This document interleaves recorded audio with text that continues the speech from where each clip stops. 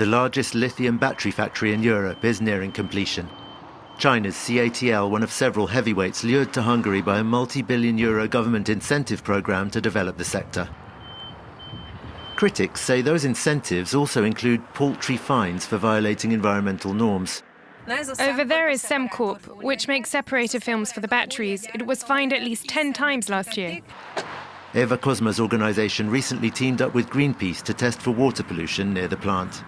In this water, we found all those substances, chemicals that the Semcorp factory specifically uses, such as acetone, chloroform, aluminium. Aside from the water quality, there's concern over the quantities of water required for the battery industry in a region stricken by drought. These activists are pouring water into a dried-up lake as a symbolic gesture. Symbolic, some might say, above all of their powerlessness in the face of Viktor Orban's Fidesz party machine, which, since taking office in 2010, has come to dominate all levels of government and the court system. We'd go to the authorities with documents showing how a factory violates the rules, and the clerk would say, off the record, that he knows it's not okay. But he can't do anything because the boss won't sign off on any complaint.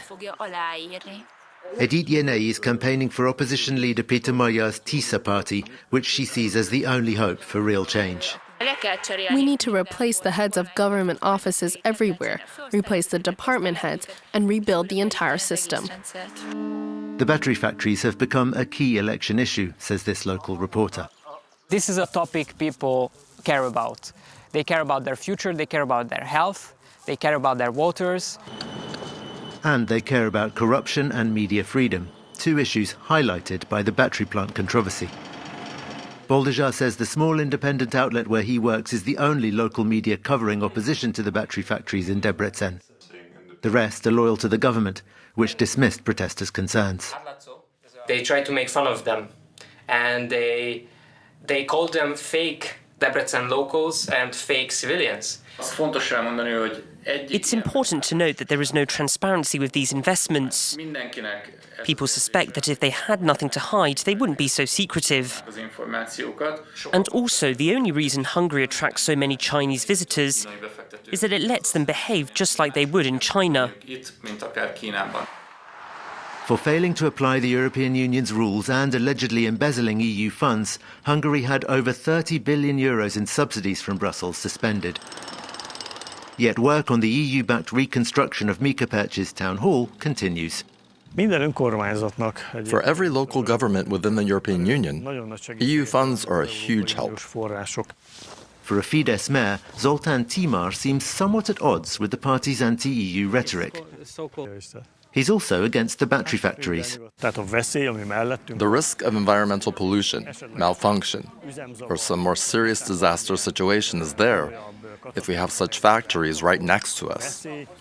I've always said I'm mayor of Mikapec first, and a party soldier second. The mayor is very much in line, though, with the Orban party's core message on immigration. I've met more than one family from Germany or Holland, or more recently Britain, who moved because they did not feel safe after the influx of foreigners due to illegal immigration. But in this election, it's the opposition that's accusing Fidesz of letting in too many foreigners. The Chinese labourers at the CATL factory are case in point. Orban's party has tried to shift the focus from fear of migrants to fear of war. These posters portray the Ukrainian president, the Hungarian opposition leader, and the head of the EU Commission as threats to Hungary's security. We'll be a Russian colony, someone has retorted here, reflecting a widespread belief that Orban's anti-Ukrainian rhetoric is being dictated by the Kremlin. We think Orban is a compromised man, that he's being blackmailed. He appears to be acting in Russia's interests on the world stage. It's awful. Out canvassing for the Tisza party, Edith and her friend Rita find that Orban's war warning does resonate with some. Én egy ilyen békepárti vagyok, és azért is én fideszes vagyok. More often, though, Fidesz supporters cite its recent boosts to pensions and benefits. Hát az az igazság, hogy nekem jót tettek ide. A nyugdíjjal kapcsolatban. Igen. meg ilyen dolgok. Mert most ez a 13. havi nyugdíj, ez sokat segített? Hát sokat. Az a baj, hogy nagyon sok kínai hitelt felvettünk, ennek ára lesz. Ára lesz. Vannak fiatal családtagok? Hát van. Itt lakik velem a lányom, igen. A helyen, meg az unokám. És ők is oda fognak szavazni a Fideszre? Nem. Nem? Hát tetszik látni. Nem az igazságot hallják. Not everyone is so friendly. Szia! Magyar Péter csak azt tudja, hogy dolgozni, inni meg a családját ütni, de... That's the image promoted by government propaganda, Rita says. If you turn on the TV, all you'll hear is how awful Peter Mayer and Tisza are. Only Orban's people give information. And you have to realize that those are the free channels, right? M1, TV2, you don't have to pay for them. So that's what reaches the poorest people. Yet polling suggests a majority of Hungarians aren't buying it anymore. Sziasztok! Ti kire szavaztok? Tisza! Ez az! The opposition Tisza party is projected to win the popular vote. But that does not guarantee a majority in parliament.